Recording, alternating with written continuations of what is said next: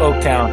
Let's play ball. Look out, here we go. Here it is. This is going to get ugly here. It is.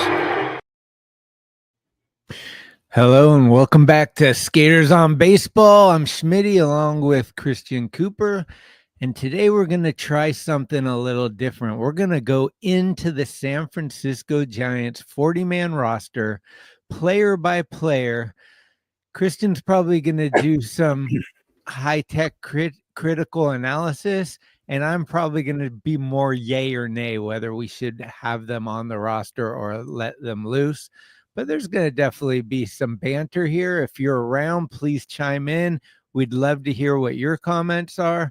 We're just kind of sick of, are we going to get this guy? Where's Soto going? Blah, blah, blah. So we're trying to be a little more, understanding of our own squad and what our needs are. Christian, how are you? Oh, I'm doing all right, Schmitty. It's good to see you. It's Sunday night, December 1st. So, like 1 week away from the winter meetings. Yeah, and the clock is ticking. So, I don't know what we're going to get in our Christmas stocking. Are we going to get a lump of coal? Or are we going to get, we're not going to get Garrett Cole, but we're not going to get Garrett Cole. Corbin Burns. But yeah, we sort of titled this episode "Trim the Fat," which was sort of a not so nice way of saying we're going to take a look at the 40-man roster, because the 40-man roster could definitely use a little shave down, in my opinion. Some winter cleanup. Yes, exactly. Not spring cleaning, winter cleaning, so that you're all clean in spring when you get there. That would be the goal. So have you thought about this? How do you want to do it? Do you want to go through each one down the line, or do you want to start with pitchers or bats? Or do you want to be more random? Or I think we can just start by position, and I think that rather than go through every guy on the roster, just pick out the glaring cuts that we think should be made. And beyond that, there's obviously going to be some maybe yes, maybe no types, and you and I probably won't agree on everything, but I think we start with the pitchers and work our way out from there. Okay, let's do it. And thanks, Johnny, for chiming in. Hopefully some more people are on their way. We always like to just start this up a little earlier than Glenn and Eric and try to continue the madness throughout the evening. So, according to my 40-man roster, alphabetically, Tristan Beck leads off the assault here. We got, Birdsong Bivens Black as the killer bees, you might call them. And personally, I think that all those guys are pretty dang good. I think that Tristan Beck and Mason Black could be good trade pieces. I wouldn't just drop them, but I wouldn't have a problem with them being utilized to bring us some bat talent. Mostly, we don't need to trade pitchers for pitchers. So if we're going to trade the pitchers, I would hope that they could bring in whoever it may be. I don't know who that would be, but I don't know. Those guys are pretty solid. Tristan Beck hurt his arm, but he came back in time to pitch at the end of the year last year, which was pretty cool to see how much he really wants to be involved. So I love his heart, and the dude's a tall, skinny guy, and he's got this really small car. I see him driving to the stadium every day, and it just looks like Dino of the Flintstones, like his head's going to go through the roof or something. It's pretty funny.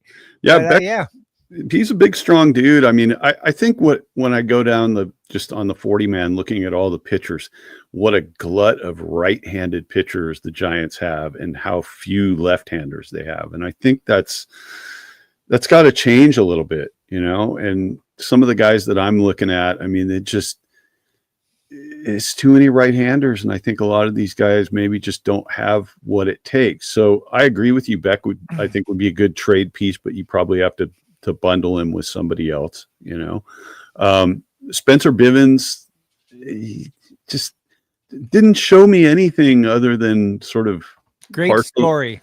Great about this guy. Story, but I think that I'm done with stories. Yeah. I love a story like anybody, but I want to see some real quality guys on the roster. And I think that Bivens is all of these guys seem like they have the potential, but like you and I have talked about a lot in the past, sometimes a venue change is what it takes for a guy to really find that that top gear for the major leagues. And, you know, maybe it's not San Francisco where the guy ends up shining as a star, right? Bivens was wild at times. I mean, he's definitely got stuff.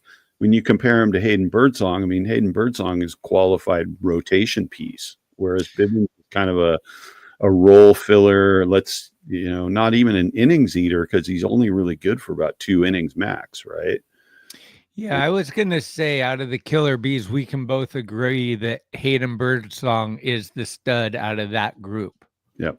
Yeah. Like Hayden's the guy that you and I would both definitely hold on to unless he can bring you over like a Vladdy and a multi-trade or, you know, something really big like that. But like as of right now, Birdsong could be the 4th or 5th starter depending on who else joins the squad before opening day. Yep. And the other guy that's kind of in the Killer Bees that you mentioned is Mason Black. And Mason Black's one of those guys where, you know, he's coming up on 25 years old, so he's not exceptionally old. Seems like he's got pretty good stuff, but we just haven't seen much of him, you know. And a lot of these kind of prospect types like Mason Black, I mean, it's like it's kind of hard to know what the guy's going to be, and there's probably not a big trade market for him. So he's probably one of those guys that you keep around. I could easily see him move Bivens, you know, clip him from the roster, and Tristan Beck, like you said, trade piece. So yeah, we go down this list. There's a lot of guys where you're like, I haven't really seen enough, you know, like it's hard. Yeah, totally. I mean, Beck and Black, which would be a great. Jesus Christ, you can't even write this shit. Beck and Black. Anyway, those two guys both like had just moments last year. We didn't get to see enough substance. Right. And I have a particularly painful Tristan Beck memory because I was at that game in Anaheim where Manaea had struck out Ohtani twice and was pitching a gem, and that manager we used to have came and yanked him for Ohtani's 3rd time through, and Beck gave up the home run. So it's just like, oh, dude. But anyways, okay, so we jumped down the list. I mean, Camilo Doval, he's been retained for another season. Am I correct? Well, that's what's funny is, excuse me, a lot of this stuff is TBD in my mind. I mean, even Yaz getting the qualified offer and all that stuff, that doesn't assure that these guys are going to be on the team opening day. And I know everyone is super impatient. I'm guilty of it too, but we just got to relax a little. I mean, there are some teams making some moves, but like, let's wait till Christmas to see. I think by Christmas, we should have at least 1-2 moves or some like serious talk about like this guy's in negotiations. Right now, it's just a little early. I could see Doval being traded. I could see Yaz being traded. But for me, you already know I love Doval, and I would love to see them work with him in the, you know, I don't know if they've worked with him yet, but spring training and all the way into opening day, hopefully correct some things. And in my mind, what you optimally want is Hicks, Doval, and Walker for 7, 8, 9, and Tyler Rogers involved in there somewhere too. I mean, to me, that is, if everybody's cooking the way that they can, this is obviously Doval, the all-star year, not last year. That's an insane bullpen. That's like we could bring Blake Snell back and have him pitch his 5 innings and still get a win. Yeah. So I love Camilo. I know that he sometimes seems like he's just not into it as much as people want, and his attitude looks weird. I don't know if that's maybe culture, you know, or what, but I know the neck tattoo was a big discussion for a while. But I love the guy. I see him a lot. He walks around, you know, the ballpark before and after the game. He doesn't drive in, and he's just his same demeanor in the game that he is out the game. He's just a very relaxed, easygoing guy. And I mean, the year before last year, I just like a guy that can throw 102 miles an hour, man. I just like that. So yeah, I don't know. I'd like to keep him. Yeah. If he could sort of get close to being the guy he was in 21 and 22? Absolutely. Right. But something's different. And I don't know if he's transforming himself into something of a different guy than he was on the mound. And I mean, in terms of like pitch selection, velocity, all that, like, I mean, he kind of got lumped up last year to the point that they sent him to SAC, which I'm sorry, the guy's been your established closer for 4 years running. Like, it's not a great move on the part of the organization. He went from the All-Star game to Sacramento. Right. And I mean, you could easily keep the guy on the bench and just not use him that much and kind of let him know, like, hey, man, you got some kinks to work out, but we've got enough confidence in you to keep you around. Right. Mm-hmm. And I don't know, is that a deal breaker in terms of a guy that's on his level? I mean, an organization kind of doesn't back you in that situation. It's a little sketchy. But I see Doval as either being a fit for one of the late innings, the 8th inning, 7th inning, or he's part of a trade package, which I think out of all the guys that we're probably going to talk about, he might be the attractive piece to another team to do a package where there's a good shot at getting Vlad and Bichette or some kind of a blockbuster trade, right? So we'll see how that plays out. Next down the list, you got Jordan Hicks and Kyle Harrison, right? Both in the rotation this last year. Hicks, being the former closer, kind of ran out of gas at the 3/4 mark of the season. He was starting to labor a little bit, and then he got hurt. And Harrison was just kind of all over the place. Like, he started out strong, but then his control just seemed to be a real problem game in and game out, right? And he's a guy I know you love, you really want to keep around. I could see him get traded too, right?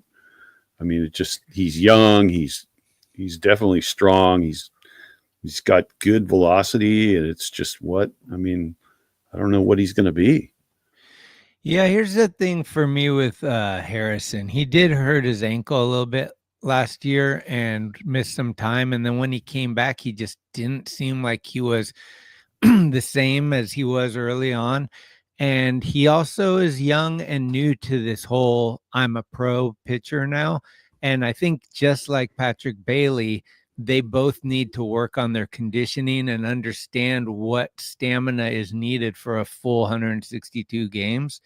I believe that Harrison has, a great arm. What I love about him is that he is right here. I think his family lives in Alamo or Danville or whatever.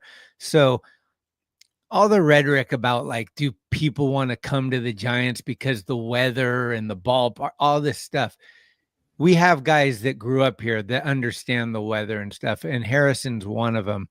And the last thing I will say, because I hear people really wanting to get rid of Ray, who we'll get to later. I don't think people are paying attention too much to the R and the L next to the pitchers. But if we get rid of Harrison and Ray, we don't have a left-handed starting pitcher, which is a real bad idea if you want to even come close to competing with the Dodgers, because Ohtani, Freeman, those guys have a way tougher time against left-handed pitching. So in my mind, the Giants need at least 2 left-handed starters in the rotation. And I'm not a huge Taylor Rogers fan.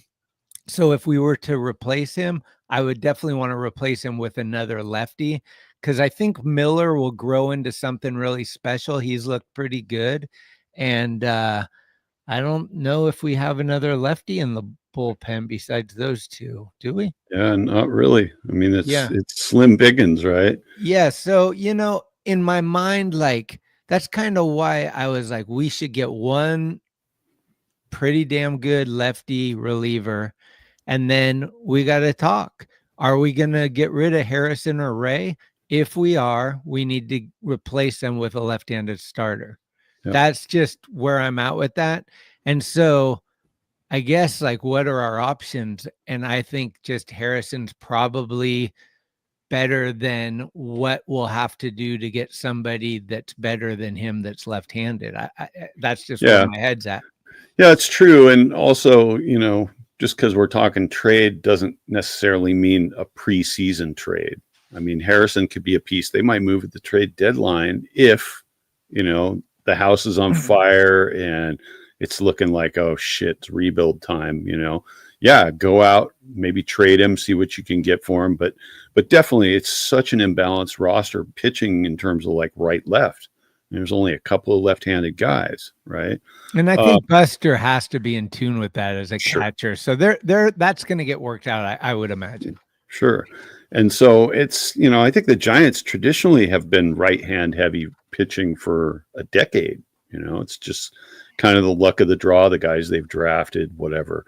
Bumgarner was a lefty, but the other guys was Sanchez a left-hander? I can't remember. Yeah.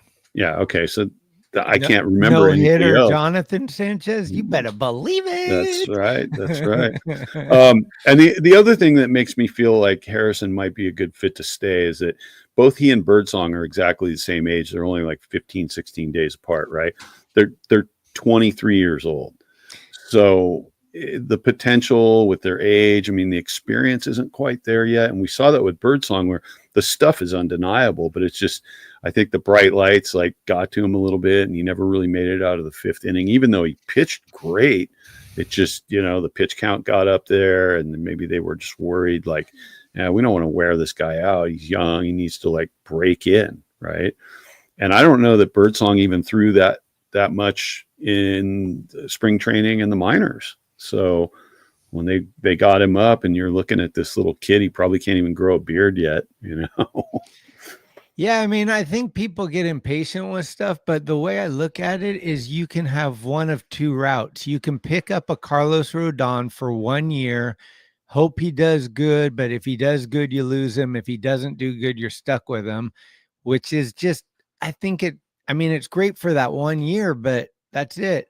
Or you can get a guy like the Giants have been successful with, which is like the Madison Bumgarner, the Logan Webb, and now the Harrison route, where these guys come up, they're young, you have team control of them for a while, so you end up getting way more value because you don't have to pay them the big bucks yet.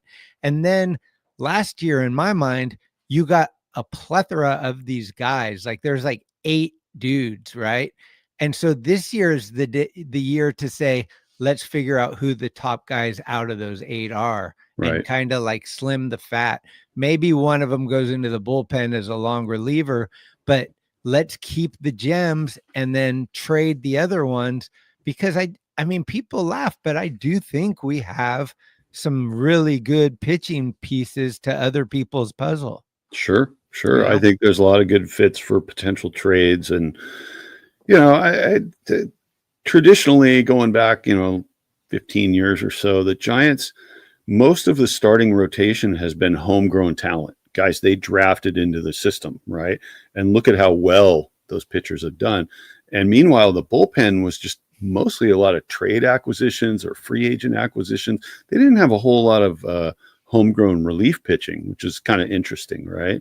But still, I mean, it's just, Doval came in the system, and you got a couple guys that were brought up in the Giants system as relievers, and there's a bunch of guys on this list that are all draft picks that the Giants got. So we'll see how that goes. Well, I'm curious to see what you're going to say about our 6'11" friend, the next guy up.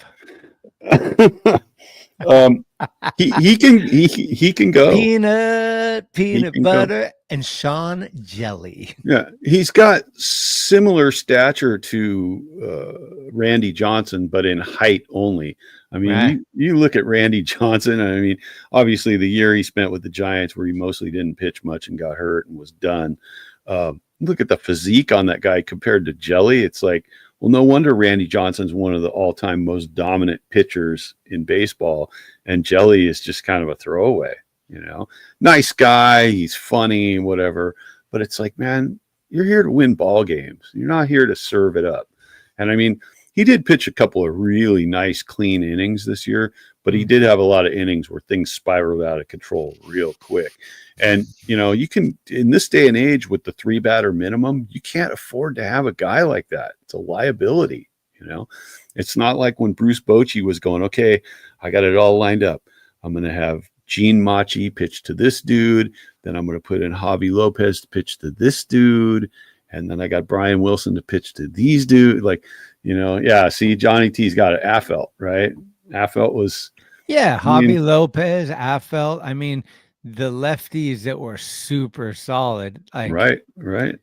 Yeah. So a guy like Sean Jelly is just what, like you're not really effective. And because the Giants played so many games from behind this year, and they played so many 1-run tight games, it just, you can't have liabilities in the pen. I'm sorry. Yeah, and I think Jelly kind of falls into that long reliever that, he wanted to be a starter, so he probably has like some innings in him.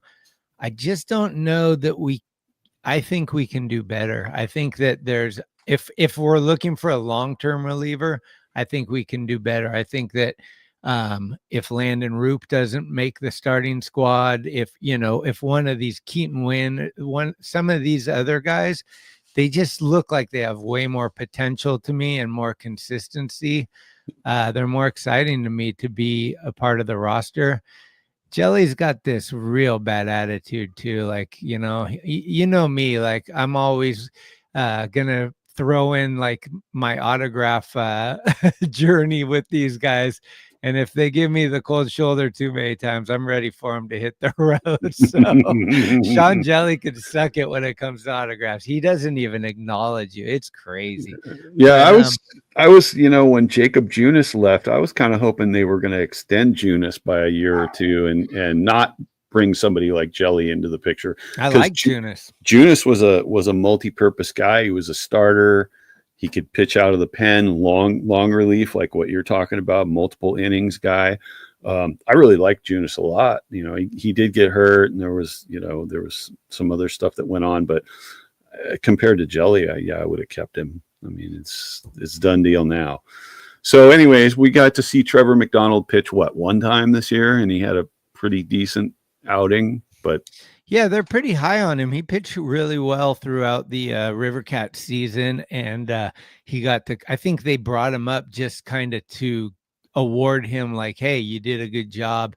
He pitched the second to last game or something. Yeah. But he looked good, right? His parents were in this. He was striking out people. I think he threw 4 innings, nothing major, but it was just kind of like, hey, kid, you're gonna come up to the big show. I think it's way too soon to know anything. Sure. I think he starts in Sacramento unless he gets traded. Yeah, and that's fine. And I mean, again, he's another one of these 23-year-olds like Birdsong and Harrison. So, it's like we don't know what the ceiling is, That's true. Yeah, totally. I mean, Birdsong is 23. That's crazy. Like that's pretty cool. See, like that's what Matos is age, right? Like those guys are like 22, 23. So yeah, Harrison's probably around 23 also. Yeah, and it's hard to get down on a guy when it's like the guy just showed up on the scene and he's that young. And I mean, like I just kind of started out at the beginning was like, we haven't seen much of a lot of these guys.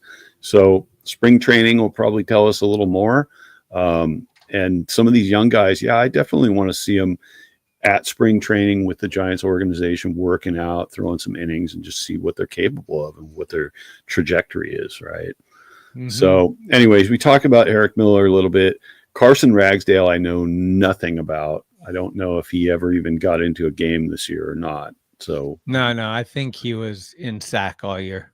Yeah. And then we arrive at Robbie Ray. And this is the big, I think Robbie Ray is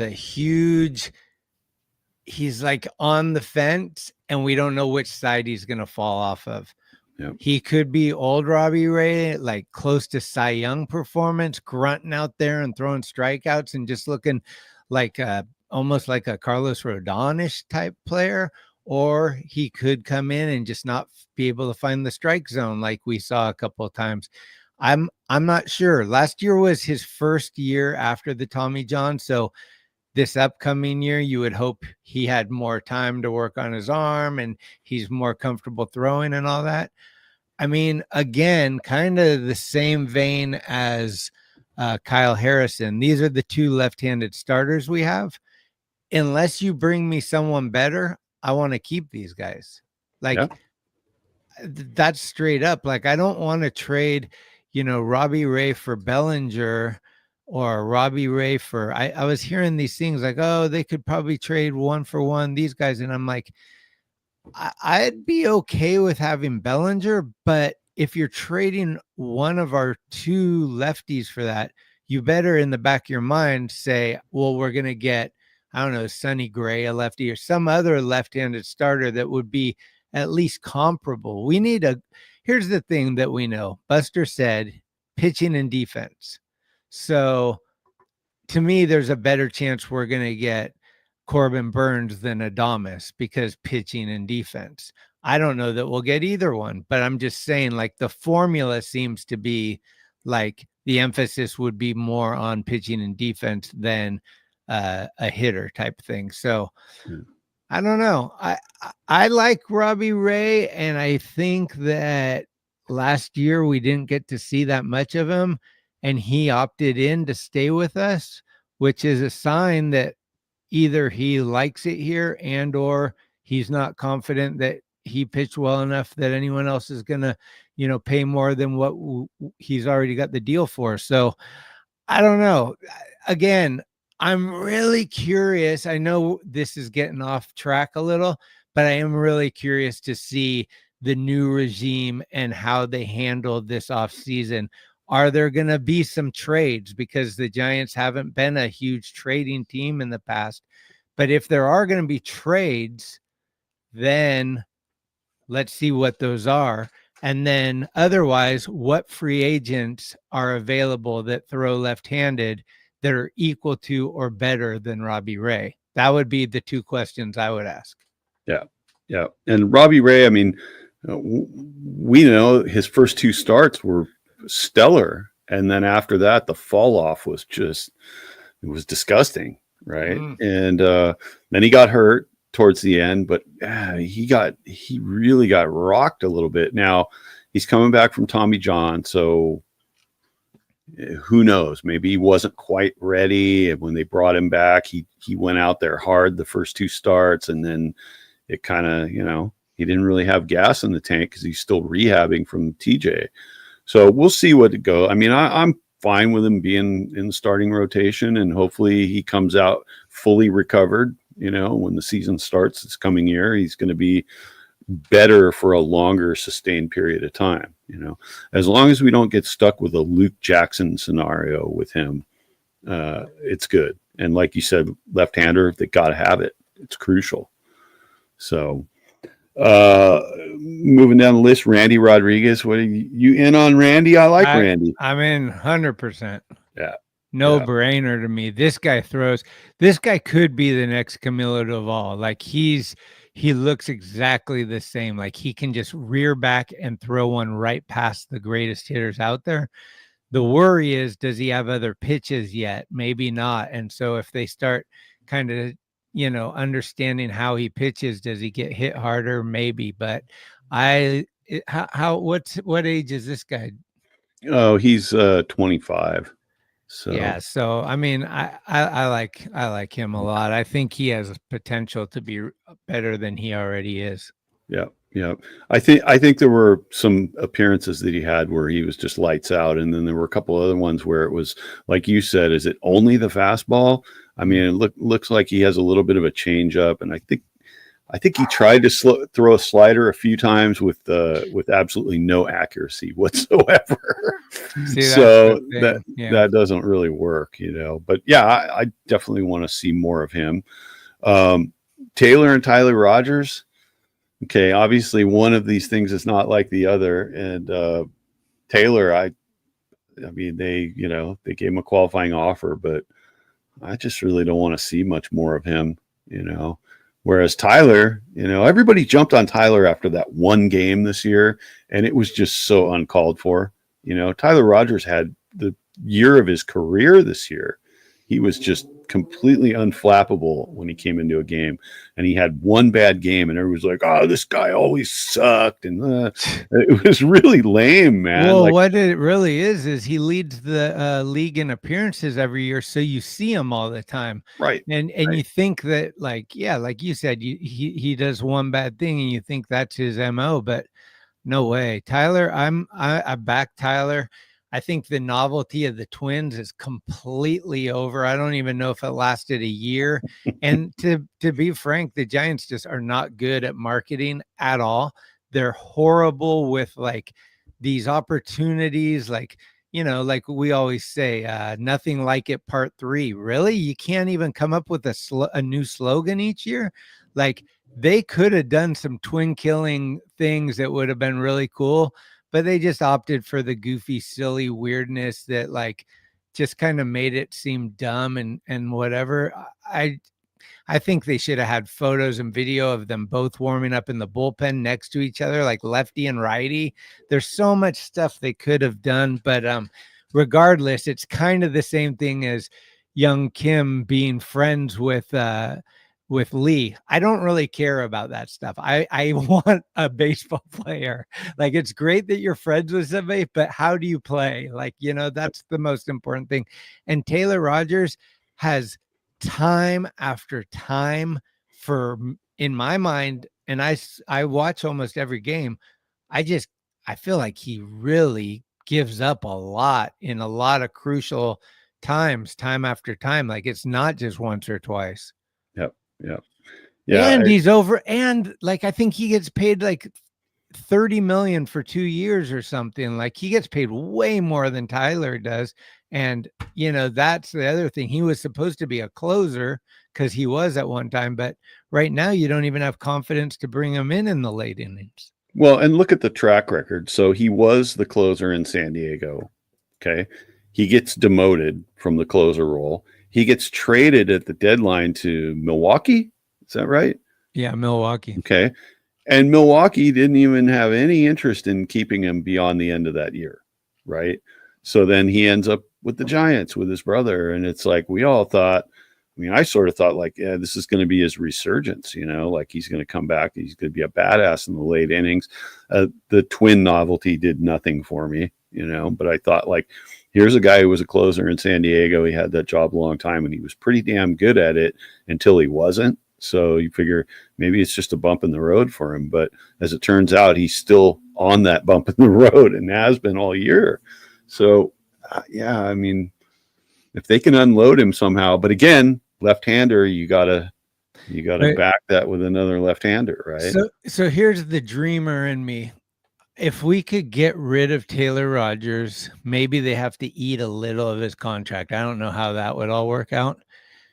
This isn't the top priority by any means, and the Giants do have some work to do. So I don't know, but I would love to have Tanner Scott come in and be our lefty. You know, he's a free agent. We could overpay him, as they say, but you know, is it real? Are we really reducing our payroll? Or is that smoke and mirrors? Again, I'm not 100% sure anything we hear is real. And partly because the Giants have blown it so many times, like Judge is at the hotel, Korea's getting ready for the interview. Like, they're probably so wanting nothing to leak out of anything that they're trying to do in case it doesn't work out because of the past. So all I know is my friend Scuba Steve, that is a huge Dodger fan, he and I have been throwing back and forth banter about like the Dodgers are killing baseball and I can't believe they got Snell and they're still going after Soto and just how much money they're deferring. He sent me a screen grab and it was basically, this is how much money the Dodgers owner has and this is how much money the Giants owner has. And the Giants owner had a lot more money. So yeah, we do have the ability to spend with the big dogs.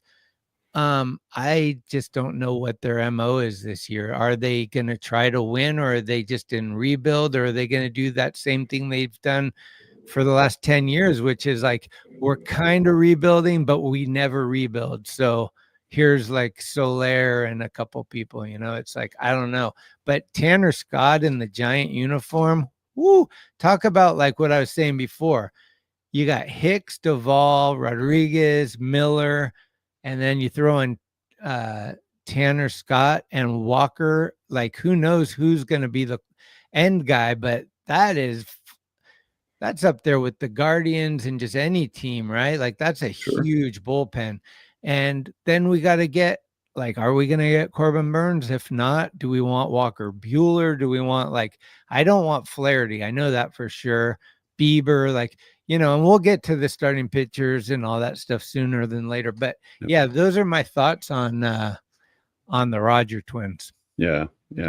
So Landon Roop, we got to see a little bit of, and I liked what I saw. He's a little bit older. He's coming in at about 26 years old, which is just fine for, I see him as being a bullpen guy and not necessarily an innings eater, but he could be one of those guys that, okay, let's say your starter only gets to the 4th inning and you need a guy to fill in for the 5th, the 6th, and, maybe into the 7th if he's going really strong. I think this guy's got great stuff for that. It's definitely impressive in his first kind of foray into the big leagues, right? So I think he's a definite keeper. Next guy down the list, Carson Seymour. I mean, probably didn't see him at all, right? I know nothing about him. And then, obviously our closer's Ryan Walker, and Ryan Walker ain't going anywhere. And as far as I'm concerned, I mean, that's his job to lose, right? The way he pitched in that role this year, I almost thought he was better as a closer than he was as a setup guy. Really? Yeah, I would agree. I mean, he's coming up on 30 years old, and I'm guessing his contract is nowhere near what, like, Jansen or any of these like established closers make. I'd be blown away if this guy is not the Giants closer going into opening day. Yeah, and there's absolutely no reason for the Giants to even be looking at late innings guys. They got plenty, any number of these. What we've talked about, 5-6 guys now, all late inning type dudes. Like, that's not even something that should be on the radar. Ryan Walker impressed the shit out of me this year in the closer role. So yeah, he ain't going nowhere. We can jump over Austin Warren. I think Austin Warren, did he actually pitch this year, or did they just bring him up and he kind of parked it? Dude, I think Austin Warren was one of those guys that they got on the team on the road trip, and then he wasn't on the team when they came back from the road trip. And then at the end of the year, they put him on the team again, and now he got a qualifying offer, so he's back on the team. Yep. I've heard that he's pretty good or whatever. I think, was he on the Braves, or I'm not even sure where we got him from, but I haven't seen him pitch at all. Something like that. So, all right. And then let's just dispel all this Logan Webb trade talk right fucking now. All these guys, I've seen it. People screaming, "Oh, Logan Webb they got to trade him. They get something for him. He ain't it. Whatever." It's like, come on, you gotta be out of your fucking mind, right? And I don't look at the same things to tout about Logan Webb that a lot of people do. Oh, he pitched over 200 innings. That doesn't do anything for me. It's the quality starts is really what Logan Webb gives you consistently. And that is kind of a fleeting thing in the major leagues. Guys that are consistently giving quality starts, 6+ innings, 3 runs or less, not getting up over 100 pitches in the 6th inning. I mean, he gives you that almost every single time out. He's durable. He rarely gets hurt. And, aside from that one game where he just got just tarred and feathered in the 1st inning, he was lights out all year, right? Didn't get the run support. So what? That's a reason to trade him? I mean, these people, oh, look at his win-loss record. Means nothing. Means nothing. Right? Yeah, I I get speechless on this. It's asinine. Yes, Webb is valuable. Yes, he can bring us something.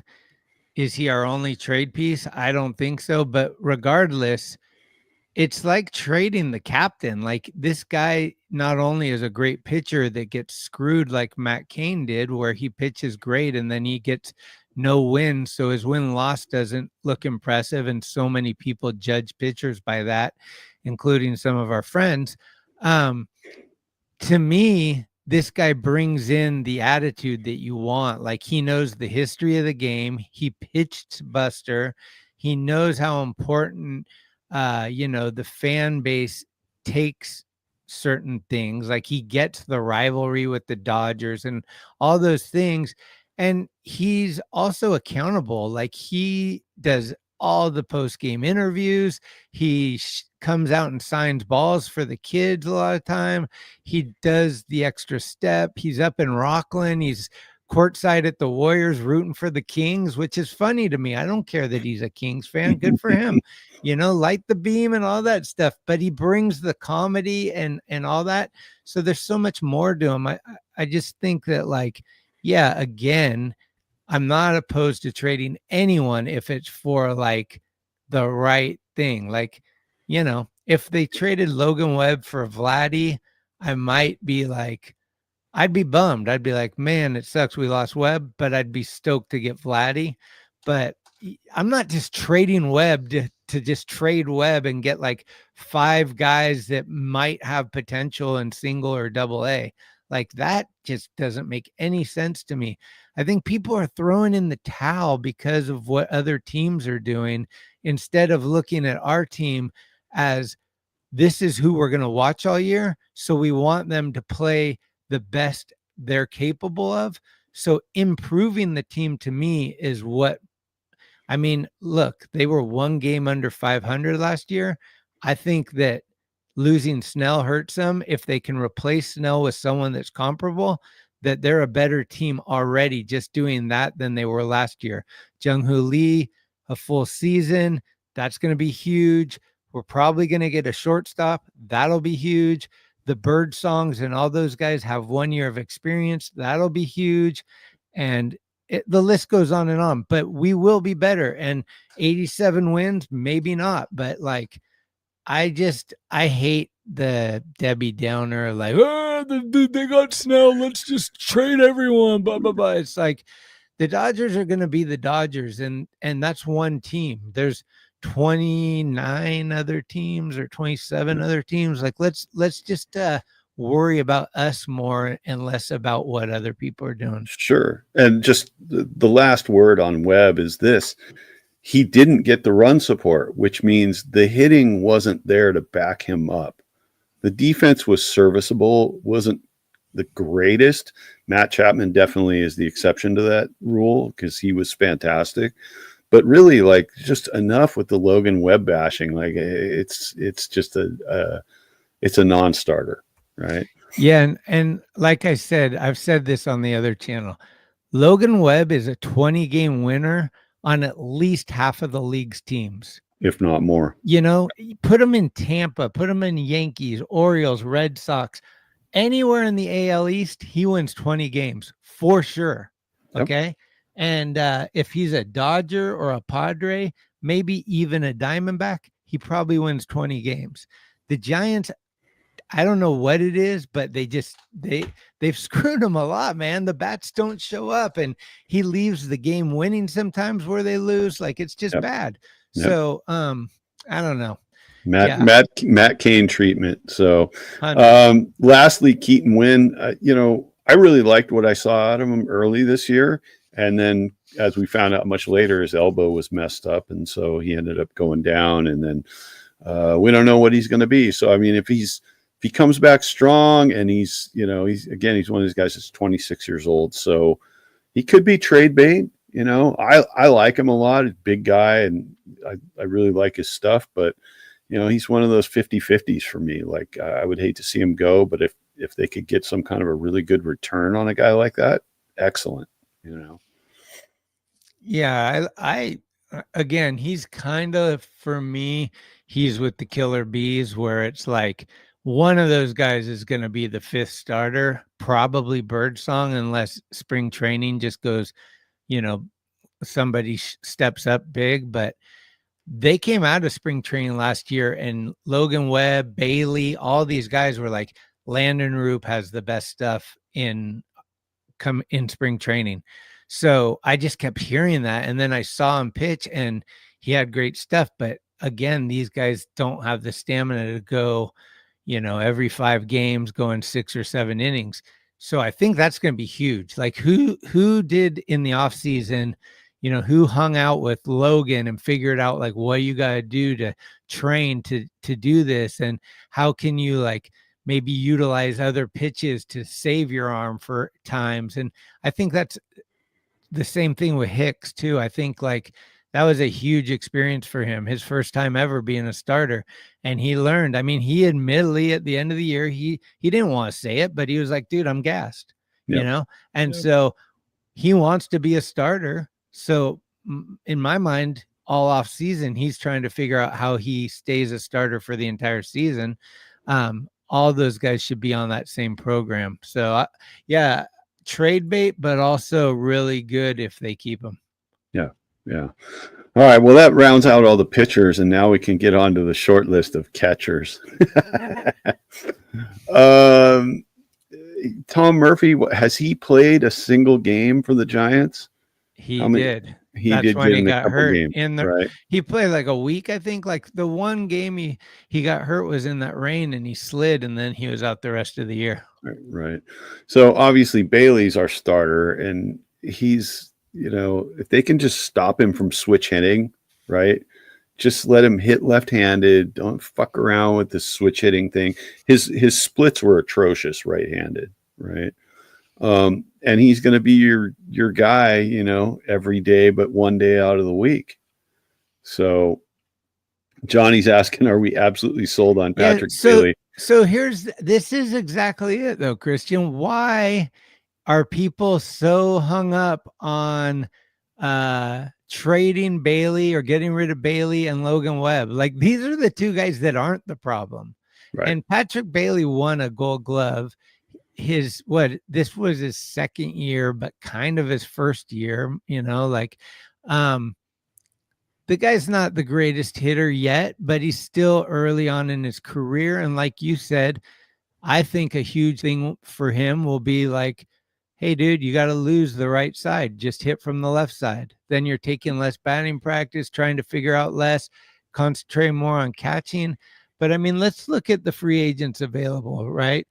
Kyle Higashioka, nope. Danny Jansen, nope. Gary Sanchez, nope. Carson Kelly, nope. Yasmani Grandal, nope. The list goes on. Who do you want to replace him? Who's better than him? Do you want the Orioles to let go of their catcher, or like, there's like 3 or 4 catchers that are really good defensively and also hit well.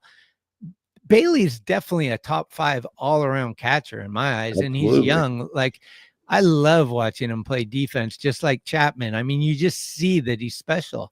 Yeah. Well, he's kind of cut from the same cloth as Posey. If you remember, Posey definitely had some amazing clutch hits throughout his career with the Giants, but he wasn't like a hitting machine. Okay. And when you look at Bailey, you look at him kind of running out of gas a little bit towards the end of the year. Maybe his conditioning wasn't up there. Maybe his, catchers get beat up too. He had a concussion protocol at one point. So there's that. And I think that he was really effective hitting from the left side, and especially the first half of the season. I mean, and a lot of doubles, a lot of gappers. I mean, that's what you need in San Francisco. You're not looking for that Johnny Bench home run hitting type catcher. You need a Buster Posey type, a Patrick Bailey type. He's had some walk-offs too. I mean, Here's another thing, because I'm a card collector. There's a thing called Tops Now, and what that is every day they take the best plays out of all the games that were played, and they highlight like 3 to 4 players. And so like whatever games happened yesterday, today will be like, let's say Aaron Judge hit a walk-off grand slam. He gets a card. And I collect all the Giants cards from the entire year. And Patrick Bailey like usually leads the team in those, which means he has the most highlights of the team. It's like pretty interesting if you look at those kind of things, because to me, you're definitely seeing a guy that strikes out and doesn't do well a lot of the time, but he does perform in the big moments. And I think that's going to continue to grow. I think he's that guy that is calm and collect for a young guy. Like his presence is felt. Blake Snell, 100% said this guy is a pleasure to pitch to. Like they love pitching to him. And that's huge for a team that's going to focus on pitching and defense. So losing Patrick Bailey, you got to get your head examined and explain to me how, who and why and all that, because I haven't heard anything close to a reasonable argument on that. Yep, absolutely. And Tom Murphy, I don't know how they're going to get rid of him without eating his contract. So certain things like that, I don't know how you feel about it. Like, do you like, if the only way they can get rid of him is by eating his contract, are you that disappointed with him that you're like, yeah, he's got to go? Maybe only because he's 33 years old on top of all of that, right? And we both know that catchers, they don't last as long as, you can have a pitcher who's 37 years old. You can have an outfielder who's 36 years old. They can still be effective. But a catcher at 33, like that's like a 40-year-old outfielder, right?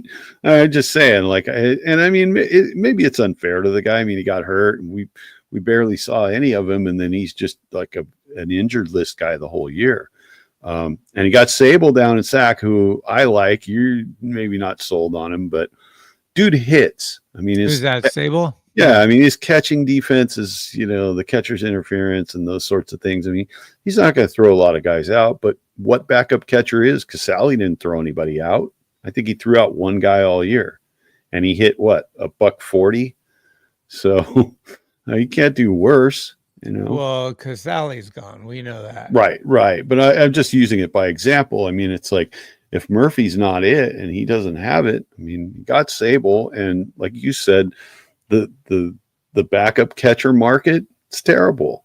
I'd rather stick with the guys we got, right? Right. And just to talk on Johnny's point here, because Johnny's saying that Posey's worst year hitting was 257, and that was his very last year. Bailey hasn't hit above 234. Massive difference. You do understand that Bailey only has had 1 year. Yeah. Last year was his year. The year before that, he had 97 games. So I guess that's sort of a, but it's small sample size. I think Bailey he's going to be fine. And nobody's I mean, maybe people are comparing him to Posey, but I'm not. I'm comparing him to what we need and what's available. That's what I think. Yeah. So, well, the pitch framing quality is definitely on close to Posey's level. Throwing guys out, he's really good at it, And so, yeah, I mean, if the bat just isn't that, and maybe I misspoke on Posey's hitting a little bit. I seem to recall him having some years where he wasn't entirely strong, but that's, you get beat up. So we can move on from that and talk about, and this is where I think some real cuts need to be made, is in the roster at the infielders that the Giants have. Obviously Chapman's grandfathered in for 6 years. He ain't going nowhere. Then we got Tyler Fitzgerald, who hit for power, was surprisingly good at the plate when he came up.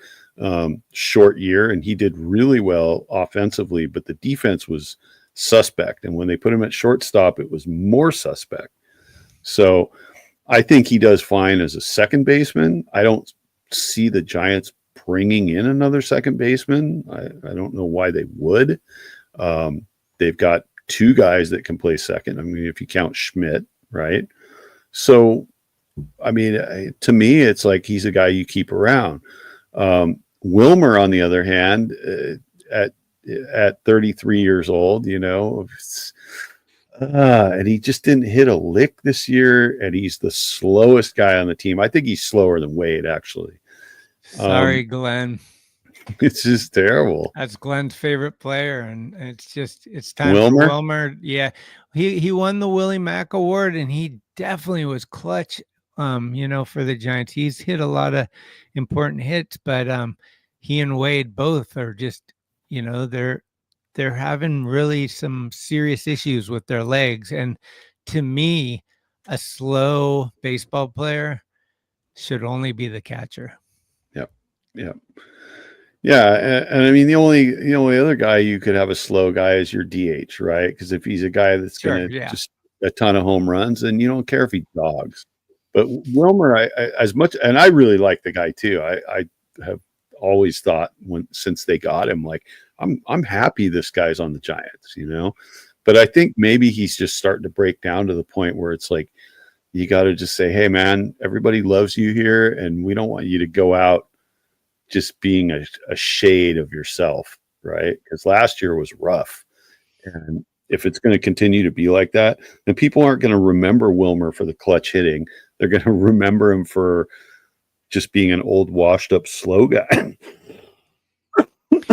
Well, I'm curious because I'm looking at the first baseman again at the free agent level, and obviously Christian Walker would be golden. He's going to cost an arm and a leg.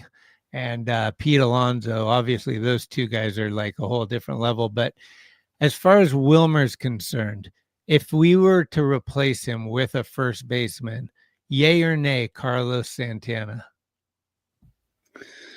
Santana's probably a slight upgrade, but he's getting up there in years too, right? Yeah, he's 39. No, he's even older. Wilmer's only what, like 33? Yeah. How about Goldschmidt? See, now I was kind of in on the Goldschmidt for a year thing, thinking like, okay, if Wade's on his way out, we know Wilmer's probably not long for the game, and like Goldschmidt, even at his advanced age and not being as productive as he was earlier in his career, with the power bat, I mean, Goldschmidt always put a hurting on the Giants all throughout his career. So, maybe he can return the favor to some other teams. Now, the other kind of wild card in all that is the Arenado situation, which is he's talking about wanting to play somewhere else, even though he's still locked into a contract, St. Louis, right? Right. So how serious is Arenado about wanting to play somewhere else, and how serious are the Giants about getting another first baseman? Yeah, I mean, I think that the Giants are going to get a shortstop and a starting pitcher. I think those two things kind of almost have to happen. After that, besides an outfielder, a DH, or a first baseman, I think a first baseman would be the route maybe I would go. And I love Lamont Wade. I love Wilmer. But I think that's an area. I mean, that's what I'm saying. Like, I think Goldschmidt is better than both those guys. I would even take Donovan Solano over those guys. Rizzo, kind of similar, I guess. Josh Bell, I don't know. It might have to be trade, and then of course the wild card is Eldridge, right? Like everybody's rookie of the year already, that has never even been in. Yeah. So anyhow, I agree with you. I think Wilmer's time is over. Unfortunately, all good things must come to an end. Yep. And it's like you hate to see him go, because of the emotional connection to him, but just he would have to play at a much higher level than he was capable of last year, and I just don't see it happening. Right. Yeah. And then the elephant in the room, Marco Luciano. I don't know. I mean, he's still technically on the infielders list, but he's been shagging balls in the outfield now, and they're hoping that maybe a bigger glove out there and help him field the damn ball. But I don't know. I mean, this guy, they touted him as being the great. How did that happen? What? He was supposed to be the next greatest thing in baseball, and he has amounted to zero, right? Still doesn't have a major league home run, if I'm not mistaken, right? That's correct. And it just routine ground balls bouncing off his glove and going between his legs. I can't stomach that, I mean, we're spoiled, right? We had Brandon Crawford for 13 seasons, who was a Gold Glove multiple times, and more often than not was making spectacular plays that are etched in your mind, right? And so it's going to be a hard act to follow, but I don't think Luciano can follow it remotely. I don't see it, you know? Yeah, I was just tripping on this because if you look at Marco Luciano, he's played, look at 2023, he came into the league. He played 14 games. He had 39 at bats. In 2024, he had 27. He played 27 games. He had 76 at bats. He has not hit a home run at all as a pro. The question I have is he still a rookie? I think that you need to play more than 45 games to qualify to not be a rookie, maybe. Technically, yeah. And so he's played 41 games in 2 years.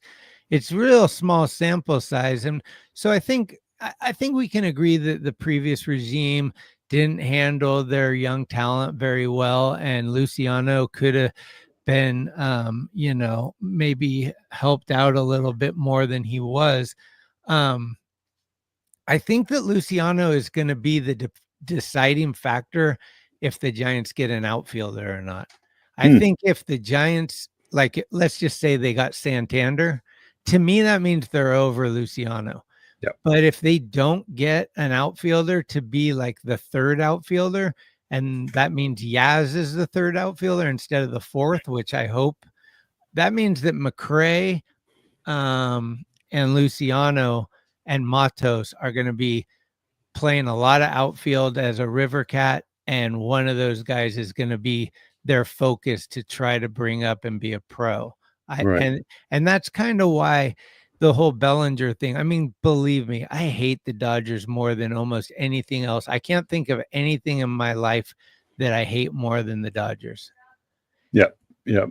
So and former Dodgers coming to the Giants is just, yes, I don't like the idea of it, but to have a guy that can play first base and outfield at this time of the Giants, they need both those. Bellinger would be, I can't think of somebody who would fit in to cover both those slots any better than Bellinger. So if they do it right, I'll be, look, I didn't think I'd like Jock Peterson as a Giant. I grew to just laugh and be okay with him. And towards the end, I was like, I could like this guy. So who knows? But I mean, I don't want Justin Turner. I don't want Max Muncy. There's guys that there's no way I'm taking. Yeah, absolutely. And Bellinger was like that for me, but I think he's been on the Cubs long enough. And also part of my reasoning is I want Walker Buehler, I want Teoscar Hernandez, and I want Bellinger all on the Giants. And I can't wait to go into Dodger Stadium and see the fans go, what? Like, just to kind of give it back to them a little. Yeah. Yeah. Yeah. So, I mean, Luciano, here's the thing, like, they're trying to retrain him to be an outfielder, but you've got Matos and McRae. Okay. If I had to pick between those three guys and there's one odd man out, Luciano is the automatic odd man out for the utility infielder. Okay. Yeah. I would take Matos over him. Matos has more experience. I think Matos' ceiling is high. We've seen him play amazing baseball, and then we've seen him, kind of go into slumps and then not get enough time to work it out. And McRae is just one of those guys that, like, I love the dude, his defense, his speed, everything, it's just, if he could just get that bat manufacturing some hits, man, like I'm automatically going to take either one of those two dudes over Luciano. That's it. And I don't know, to me, Luciano, like I said, he had 27 games last year with 76 at bats. He finished with a 211 batting average.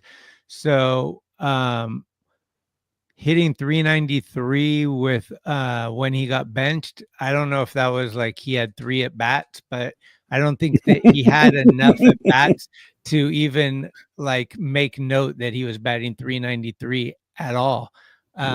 He needs to go whole. But I agree. Like, he looks like he can hit. And I think part of the thinking is, if you're struggling hitting and you're mentally thinking about that, the last thing you want to do is put that guy at shortstop, which is such an important position. And then he's just like, clearly his mind wasn't there and he's missing easy grounders. Maybe throwing him in left field, I think is better for him. But I don't know. It's a tough thing. I don't see him filling something that we need anymore. Yeah. Yep. And it's also, it could be one of those examples of a guy who excels in AAA, and the second that he gets up to the major leagues, it's just a bridge too far for that particular guy, And I don't dislike the dude, but I want to see a higher level of play. The talent may be there, and certainly with his performance in AAA, you can say, yeah, the talent's there, but it just, I could see them moving Luciano off somewhere else if, they get the right price. And, I hate to say it, but I could almost say the same thing about Casey Schmitt, although I really hate to lose that guy, because I think that hasn't quite been able to show what we know he's probably capable of, which is tons of power, tons of home runs. He's not slow. He can run, but just the defense, odd, Yeah, like, to me, if the Giants get Ha-Seong Kim like everyone thinks they're going to do, then Ha-Seong Kim, when he's able to play, will play shortstop. That leaves only second base for Fitzgerald and Schmidt and Wilmer, and then first base, Wade and Wilmer and VR, and also second base, Wisely. So if they just get Kim, then they're probably going to have to cut two of these guys. Yep. If they get Kim and Adames or another shortstop, and then Kim plays second base, they're pretty much going to get rid of Wilmer, Schmidt, VR, and Wisely, and just have Fitzgerald as kind of like their roaming guy that can play shortstop, second base, or outfield. It's going to be interesting depending on, again, who they get. We can't make these judgment calls this early. We can tell you who we like. I love Casey Schmitt. I mean, he's just got like the personality and everything, and his arm is a cannon. Playing him at second base seems like you're not utilizing his strengths as much. But shortstop, he doesn't have the range that you need, and Chapman's already penciled in at third base. So to me, it's like, can Schmidt somehow be the backup second baseman, maybe to Tyler, if that's all we have? Sure. Yeah, I'd rather have Schmidt than Wilmer. I'd rather have Schmidt than Luciano, and I'd rather have Schmidt than VR or Wisely. Sure. So that's where I'm at with that. Yeah, and to me, VR and Wisely are automatic cuts. I don't see why they stay in the Giants major league level organization at all. I mean, Wisely was a just sort of a stopgap that ended up playing a whole season, and VR was just kind of up and down, back and forth, in and out. And he was a guy that made a straight jump from AA to the Giants. I mean, it didn't pan out. I mean, everybody was excited, and he hit a couple of home runs early, and he looked like the real deal, but he really wasn't. So VR would be great in Colorado, I think. Yep. Yeah, sure. And Wisely would be great in Tampa. Yeah. So I'm higher on Wisely than the other guys. He has done some things, and he did seem like he could make contact and not strike out all the time, but he's definitely not a starter in my mind. No. At best, he's like the last guy that's like a backup guy that's on utility. The bench. Yeah, utility guy. And we both love Lamont, but again, if they can get Alonso or Walker, which I don't think they're gonna, but people are talking about it as a possibility. If that were to happen, then Lamont's got to go. Yeah. And you figure, like, any way you slice it, Lamont's probably only in San Francisco for 2025, and that's it. Absolutely. So, I mean, I wouldn't mind seeing Lamont play this year out at first base if that's what it's going to be. And, I love the guy. So he definitely is. His offensive side of the ball was great this year until he kind of started to break down. I mean, he had the highest on base percentage for a while in the National League.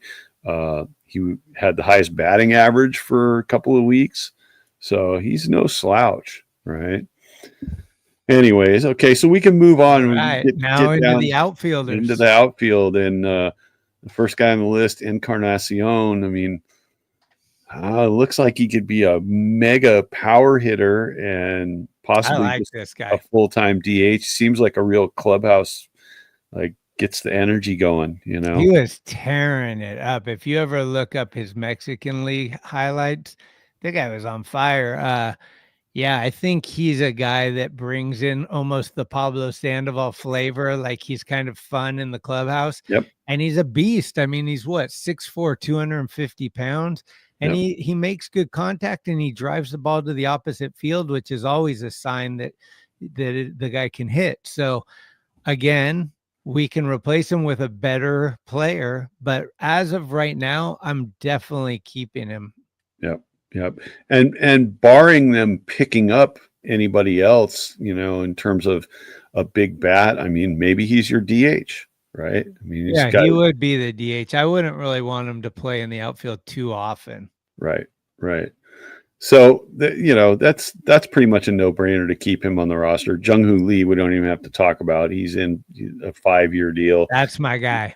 He's coming back healthy. People underestimate Jung-Hoo Lee. Yeah. People are way sleeping on him. I can't wait till the Bay Area has to apologize to Jung-Hoo Lee. This guy is a star, and he's going to blow people's minds. He's got so much charisma. He's got so little strikeout. He's not Arias, but he's perfect for our team. I love Jung-Hoo Lee. Yeah. And I mean, we didn't get to see enough of him, but man, he's that type of spray hitter that you really want in San Francisco. Hits a lot of balls to the gaps. He's got those, he can kind of like do I don't even know what you call it. These weird running swings at things, kind of Ichiro flavor a little bit. What do we got here? Got him pulls. Yeah, I know his WAR is not great. His RBI totals weren't great, but thanks for joining. I seen you on the social media. The on base and the average was good, and it's like we're only going to be stuck with him another year. So, yeah. I mean, I want Christian Walker, but it's not going to happen. Sure. And everybody's talking about Alonso, and he's just going to add to the Giants' strikeout rate. I mean, he's got a lot of power, but he's got a low batting average and lots of strikeouts. I think we need to focus more on dudes that have bat to ball qualities. Yeah, and that shmoo physique, like his defense is serviceable at first base, but not exactly what I'm looking for. I want a more athletic guy. And to Lamont's credit, I mean, he really learned how to play first base well. I mean, he made some great diving stops this year. I mean, his defense was really improved. So, yeah, it is what it is. Let's not compare Wade to Shohei, please. That's ridiculous. I mean, you do understand that Shohei doesn't play in the field and he sits on the bench all game and just comes up to the plate to hit, right? Like, I hope he can hit well. Yeah, we're not Shohei fans here. Yep. And, the only other thing that I would really think about is if there was some way to unload and go all in on Luis Arias as a first baseman and lock that dude up for the next 8 to 10 years. I'd take that in a heartbeat, right? Those are the kind of guys I think the Giants need. I think the fans want the Alonso and I'm sure that, including myself, we were excited about Soler. Like, he's going to hit all these home runs. But at the end of the day, the entire team has the same problem, which is they don't make contact. And that's why the bases loaded with no outs brings in no runs. And we cannot have that happen anymore. Yep. Yeah, the situational hitting has been atrocious for years, and that's got to change. So, now we're talking about Luis Matos and Grant McCray. It's basically what amounts to two utility outfielders who have potential to be good everyday players. And it's just a question of, with Matos, consistency, right? His defense is fantastic, just like McRae's. The guys are both really good. Matos reminds me of a little bit more of a power hitting Gregor Blanco. Kind of seems like a similar type guy, really elite defensive skills, good speed. Matos has good speed, and really just boils down to, can he stay consistent at the plate and sustain it? Do you think it's safe to say that Matos also was a victim of handling our young guys poorly? I mean, sending him back to SAC after he won Player of the Week was pretty interesting. The way that these guys kind of just took dudes out and threw them back and then grabbed them. I just don't think that helps the confidence of somebody young that's never been, this is the first time here. And he's like, man, I was Player of the Week. I'm here all year, right? No, you're going back to SAC. And it's like, I think they can just be handled a little bit better. The year prior to last year, they said this guy needs to gain weight. He needs to get stronger. He's hitting too many warning track fly balls. He showed up at camp looking diesel the next year. Like, he is a guy that wants it and he tries hard. I like him until that we have someone better. I think I'm a Matos fan. The work ethic is definitely there. And I think that there was this fundamental problem with the way the Giants handled prospects, not just the taxi squad situation, which just got irritating and annoying, I'm sure, more to the players than to us, and it bothered us a lot. But even starting in spring training with all this talk of, this guy's going to be our opening day, it's his job to lose, and talking about all these guys when, hey, it's going to fall out the way it's going to fall out. Don't put that pressure on these dudes in spring, okay? Let these guys go out, play, get heated up, get into the rhythm of playing every day, and the cards will just fall where they're going to fall. We'll see how it is. But saying, Luciano is going to be our opening day shortstop, and then opening day, where is he? That kind of thing. Talking about Matos being, the starting left fielder. They start with talk, and then the actions were bad. And Ramos is the exception to the rule, because when Lee went down, got hurt, Ramos was the only option. Okay. Yeah. And look at what Ramos did. He flourished because he wasn't on a 2-week temporary, I'll just get a cheap motel in SF for 7 nights and then I'm back in SAC. I mean, really, it just, and look at, he was incredible this year. And I think he's only going to get better. And so identifying that talent and giving these guys a long enough leash to go through the growing pains that it takes to make it at the major league level in a big way. They just weren't giving these guys enough of that. And I'm hoping that with Buster, some of these other personnel changes, that's really going to change. I think with Randy Wynn being in player development, I think that's going to significantly change how they handle prospects. And I'm glad for it, Yeah. What do you think about Grant McRae? The speed, the defense, the sort of, this little bit of fire in his personality that he brings. I really like it. When he hits the ball, he's got pop. I want to see that bat getting through the zone and making contact more, because the strikeout rate was just horrendous. And obviously he doesn't want that. We don't want that. And I think it's a lot easier to learn hitting than it is to learn defense at a particular position. Right. And I think it's just one of those things where you just got to get in the cage. They got to really work with him with, I think part of it's timing, and part of it's just pitch selection. I think that, it's young guys come up and they're hungry. They want to hit, they want to impress everybody. They want to earn their keep at the major league level. And you got to kind of take it slow and be patient and learn that trade, because hitting is really a trade. Look at Barry Bonds. Nobody could get a ball by him, unless it was out of the zone. And that takes a lot of patience, a lot of mental fortitude, and the experience, right? I mean, look at Barry. I mean, right out of the gate in Pittsburgh, he was pretty hot at the plate, but over the years that he played, he became the guy nobody wanted to pitch to, because he was going to make you pay. So, yes, McRae, Lee, and Ramos would be fun. I agree with that. Yeah, and so here's how I'm looking at it, because I think that McRae might be the best defensive player in the outfield. I mean, we'll see. We didn't get to see Jung-Hoo Lee enough, but I think McRae's faster. He has great routes. I don't know who has a better arm, and they both seem to have pretty decent arms. To me, if the Giants had a full 1 through 8 really good hitting team, I think McRae bats ninth and learns how to hit, and he's the starting outfielder. The Giants aren't that team, so they need the outfielder to hit. So that causes the conflict, because in the perfect world, yeah, McRae, Lee, and Ramos defensively all day, right? And if McRae could even just, I don't know, 240, 250 with half the strikeouts that he had last year, I think we're all in on that. Sure. I think he has more promise than both Matos and Luciano. And without thinking too hard, I think the first guy I cut is Wade Meckler. Sure.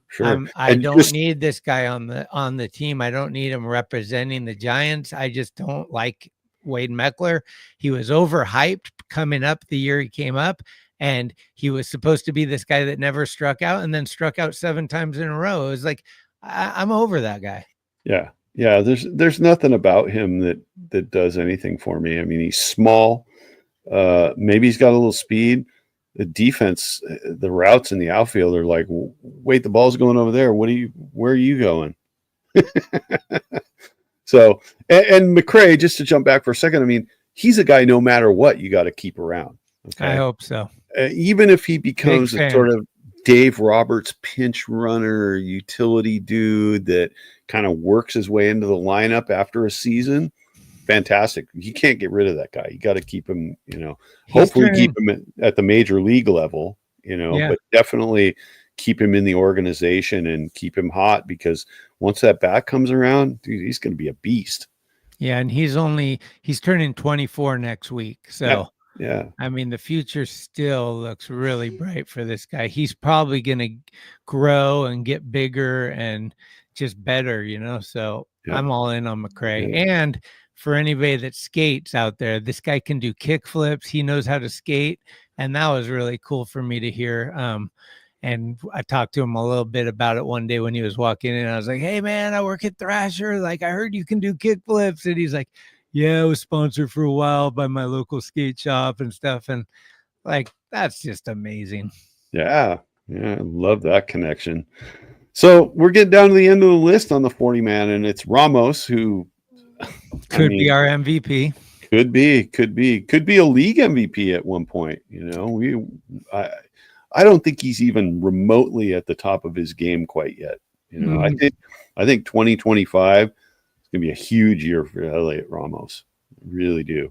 Looking forward to it. I mean, he finally got the chance. He's well deserved, and he went to the All-Star game. Let's give him a full year where he's penciled in every game, and he breaks this damn streak of not having a consecutive year with the same starting left fielder on opening day. That's ridiculous.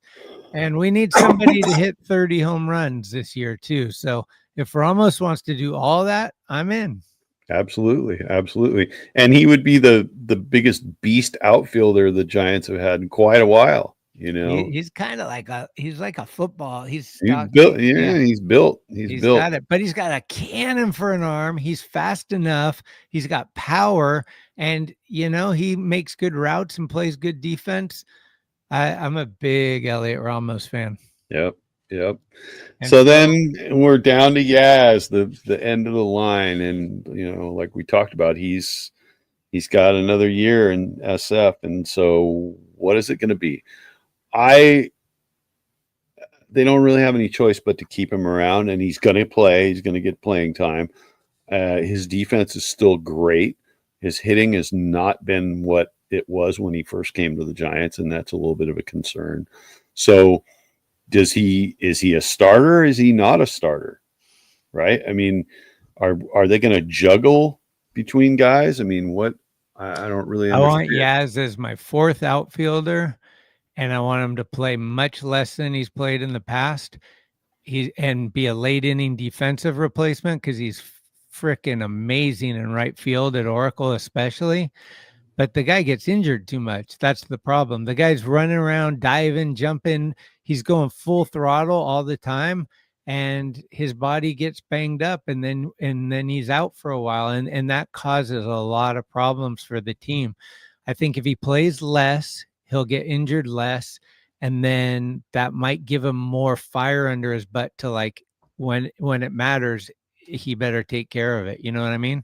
Yeah. So I'm fine with him being the fourth outfielder. I'll be pretty dissatisfied if it's he's our everyday starting right fielder. Yeah. Well, I mean, what I mean, you see Ramos starting in left. I mean, Lee obviously is going to be the starting center fielder. So if it's Yaz in right, or if Yaz isn't in right field as a starter, do you move Ramos to right? I mean, it just depends. Right? It just depends who you get. Okay. I mean, I think McRae. I think to be honest, and I heard Fleming and these guys talking about it. I'm not so sure that that McRae might not play center and move Jung-Hoo Lee to right. But I think one of those guys would play right. I think hopefully they keep Ramos in left because he's comfortable there, and you just don't want to mess with these guys when they're hitting well and they're comfortable at their position. Right. So, right.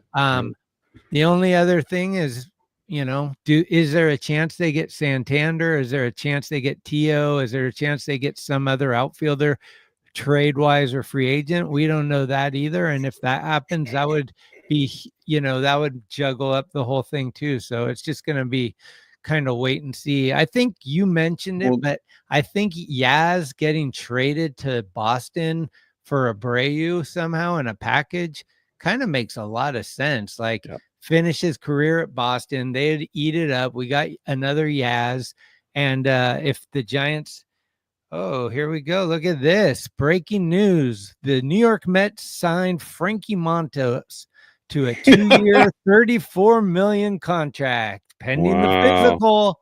Pending physical. Yeah. Yeah. So I foresee that Yaz eventually winds out his career in Boston. It just seems like the right thing to do. But I see value in Yastrzemski as a late inning defensive replacement or mid-game defensive replacement. If the Giants are playing the Dodgers and it's a tight game, you're trying to hold on to a 1-run lead, trying to secure the W for Logan fucking Webb. God damn it. Mm-hmm. Okay. Like, that's Yaz, as a fourth outfielder makes a lot of sense. And then it's just a question of, do they go out and get somebody, or do they just work from within and address the more glaring problem, which is the 5-hole in the infield? Right. I mean, time will tell, right? Yeah, I would love to have a Santander, in San Francisco, but I think like the shortstop thing is just something that's really got to get worked out. And they need to go get Corbin Burns, stop the rumor mill, and just sign him, get him, whatever it takes, right? Yeah, for some reason, everybody kind of just makes me feel like there's no chance that they're going to get freed. But if they did get freed, that would be pretty close to equal for me for Burns. Like, if they get Burns or Fried, that's great for me, and especially because Fried's a lefty and he's kind of like I think he's more of a ground ball pitcher, isn't he? Like he'd probably flourish at Oracle. But they need to get, this is their top needs are clearly shortstop and starting pitcher. But yeah, we covered all 40 and it's 8:02, baby. Not bad. Sweet. I wanted to say thanks to you guys for chiming in, and we love seeing the comments. if you can, hit subscribe and like and all that good stuff. And also spread the word, like social media, or if you're in other chats. We don't want to take from any other channels. We just want to add to Talking Baseball because we love it. So come join us and bring some friends, and let's just all hang out and try to hype up this year to be a best year we can provide. You know, the Giants are coming to town, and it's bye, baby.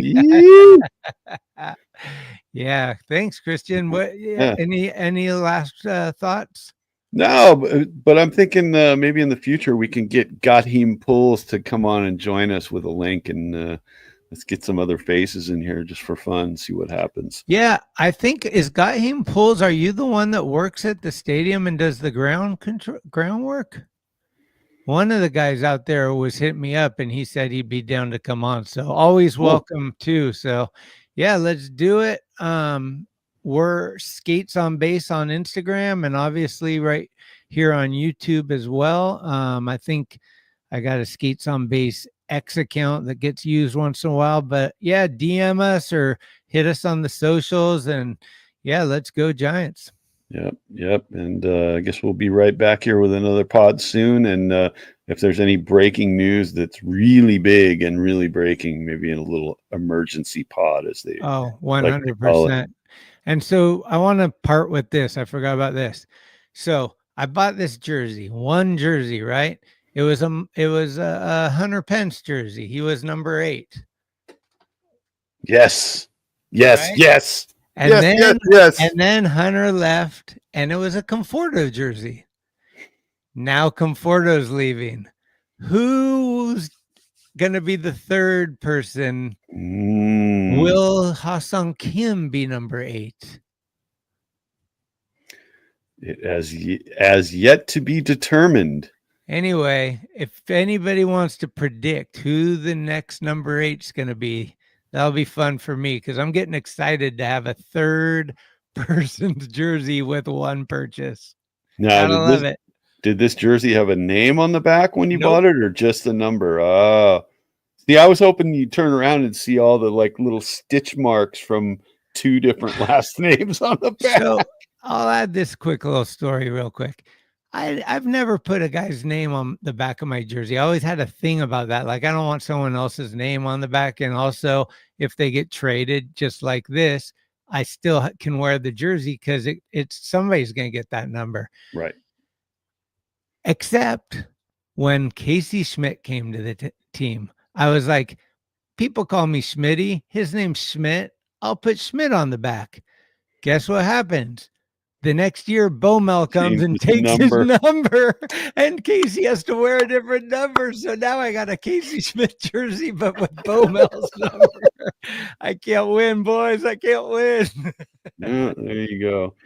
See, I think the thing to do would be, if you were going to go buy a jersey with a name on it, go back to a guy who's already like retired and just say, okay, I got a Bumgarner jersey, number 40. That's it, right? Dude, like if I already have a Bryce Eldridge jersey. Ooh. Hey, what I need to do is get Hunter and Conforto to sign it, and then each guy that wears it has to sign it, and it just builds this on the 8, like dudes that have wore the number 8, you know. And you got to go back and find guys who wore it even before that and get them to sign it. Yeah, right? That's true. Yeah. It'd be interesting to see the look on their face. So it's like, hey, wait a minute, you already got, like, why are you having me sign this? Well, you used to be number 8. Yeah. I think Kurt Manwaring was number 8, maybe. Kurt Manwaring. Yeah. One of these days we're gonna have to do one of those name drop episodes where we just come on and go, remember this guy, Nate Shearholes, the dog-faced boy.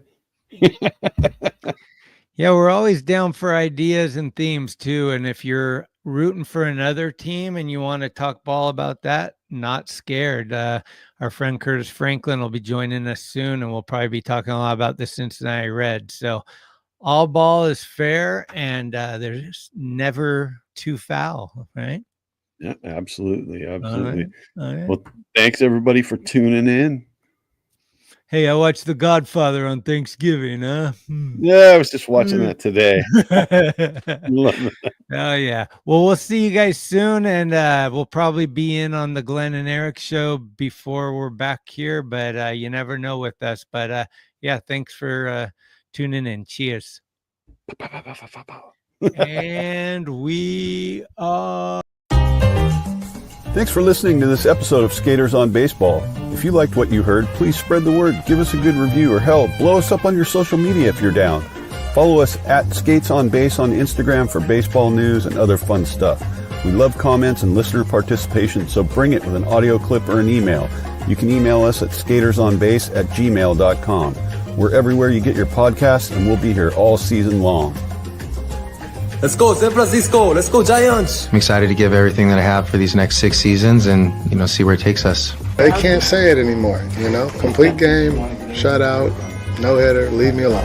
Adios! Pelota! See you soon. Thank you. And I am forever a Giant.